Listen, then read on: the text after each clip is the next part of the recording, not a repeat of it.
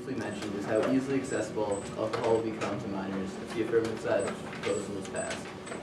Both sides in this debate can argue the responsibility of 18-year-olds as much as they like, but that does not encompass the entire issue.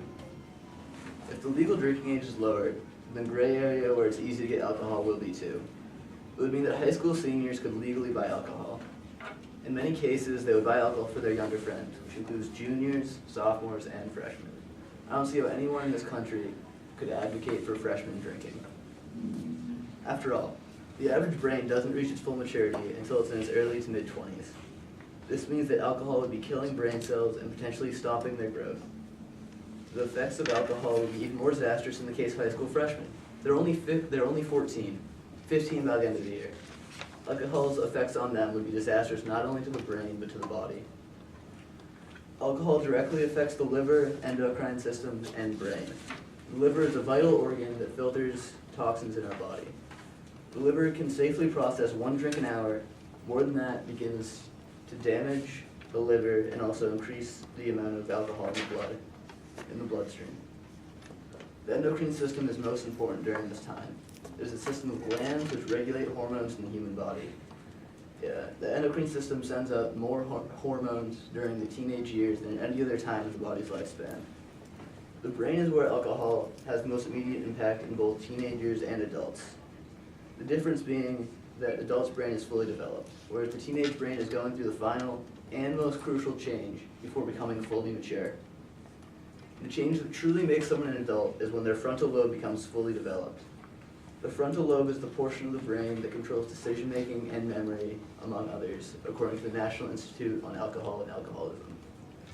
Drinking during the time period where connections in the brain are being made to this specific region could result in permanent restrictions to impulse control and the inability to think through complex problems. Riley mentioned the drinking culture in other countries. The problem is it is drastically different than it is here in the United States. The type of drinking done is another major difference between adults and young people. I'm not saying there aren't adults who abuse alcohol. We all know there are. But most adults drink casually, like people in other countries do. But they have a few beers with coworkers after work, or maybe a glass of wine with dinner, a few days a week. When young people, meaning those in college or younger, drink, they consume alcohol in massive quantities, which is much more harmful to the human body. Binge drinking is basically taking in more alcohol than the body can handle in a condensed period of time.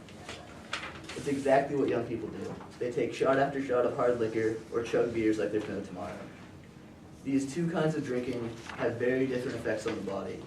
As previously mentioned, the liver can safely process 1 drink an hour. Drinking a few beers over a couple hours will result in mild inebriation. They're still below the legal limit for driving of 0.08 blood alcohol level, even though they're slightly impaired. Whereas a young person who's just had 7 or 8 drinks in an hour will result in a blood alcohol level of double the legal limit, according to the police notebook. Binge drinking causes a wide range of problems in many organs, not just blackouts and memory loss in the brain, which is what we all associate with a long night of heavy drinking. In the heart, binge drinking causes arrhythmia, which is when the natural rhythm of the heart is thrown off, causing regular or rapid heartbeat. It can also cause strokes.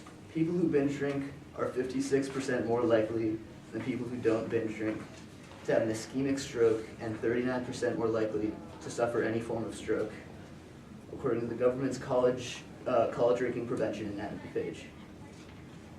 Binge drinking can also cause high blood pressure and hypertension.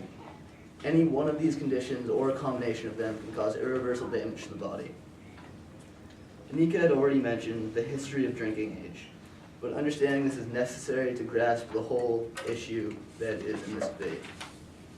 The drinking age in the United States hasn't always been 21. After Prohibition, where drinking alcohol for non-medical or religious reasons was illegal, the drinking age was decided by state. Most elected for either 18 or 21. In some cases, some types of alcohol would be allowed at 21 but not 18. However, in the year 1971, most states changed the legal drinking age to 18. This change didn't last very long. Starting in 1983, states began to raise the drinking age again due to the ever-increasing amount of drunk drivers. Eventually, the federal government was forced to jump in and make the national drinking age 21 towards the end of 1984. And then it took 2 years for the law to be enacted in each state. During the time period between 1971 and 1986, where the drinking age was 18, there was a 27% increase of DUI arrests. People between the ages of 18 and 24 were arrested for DUI more than any other age group. During a year in the span, an estimated 16,022 people were killed in alcohol-related car accidents. The average is about 10,000, according to the Bureau of Justice. These statistics show having a drinking age of 18 had a dramatic negative effect on the safety of everybody on the road. Changing the drinking age back to 18 will just increase the number of DUIs and alcohol-related deaths with no positive effects. Winston Churchill said it best: "Those who fail to learn from history are doomed to repeat it."